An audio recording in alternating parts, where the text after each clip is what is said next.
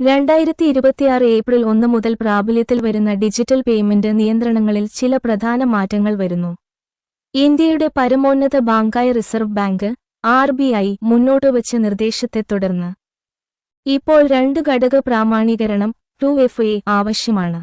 ഇതിനർത്ഥം നിങ്ങൾക്ക് ഒരു OTP മാത്രമേ ആവശ്യമുള്ളൂ എന്നാണ്. ഒരു ഇടപാട് നടത്താൻ ഇനി അത് മതിയാകില്ല. പക്ഷേ ഉപയോക്താക്കൾ 2 വ്യത്യസ്ത രീതികളിലൂടെ സ്വയം 2 തവണ പരിശോധിക്കേണ്ടതുണ്ട്.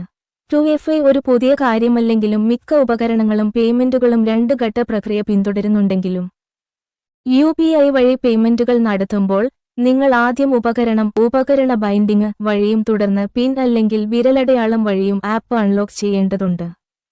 നിങ്ങൾ സജ്ജീകരിച്ചിരിക്കുന്നത് എന്തുതന്നെയായാലും വഞ്ചന തടയുന്നതിനും അധിക സുരക്ഷാ പാളി ചേർക്കുന്നതിനുമുള്ള ഒരു ഘട്ടമാണിത്.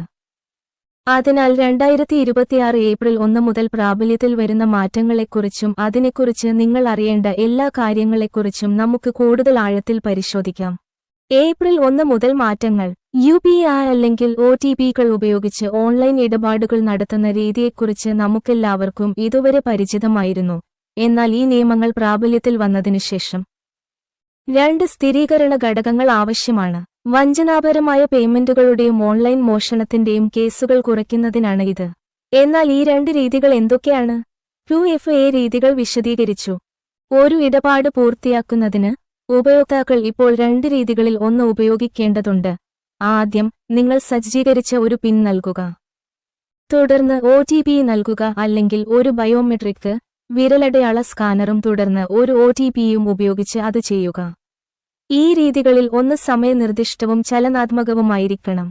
അതായത് ഒരു നിർദ്ദിഷ്ട ജോലിക്കായി ഇത് അദ്വിതീയമായി ജനറേറ്റ് ചെയ്തതാണ്. ബാങ്കുകളുടെ ഈ പോർട്ടൽ വഴി ഓൺലൈനായി കാർഡുകൾ വഴി നടത്തുന്ന പേയ്മെന്റുകളിലും ഇതേ ലോജിക്ക് പ്രയോഗിക്കും. ഇതിനു മുമ്പ് ഒരു OTP മതിയായിരുന്നു. എന്നാൽ ഇപ്പോൾ ഉപകരണ തിരിച്ചറിയൽ, ടോക്കണൈസ് ചെയ്ത കാർഡുകൾ തുടങ്ങിയ കാര്യങ്ങളും പരിശോധിക്കും.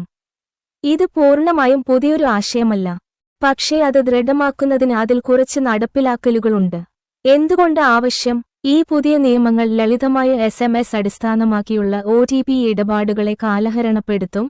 ഫിഷിംഗ് കേസുകൾ, സിം സ്വാപ്പിംഗ്, OTP തട്ടിപ്പുകൾ എന്നിവ വർദ്ധിച്ചുവരുന്ന പശ്ചാത്തലത്തിലാണ് ഇത് വരുന്നത്.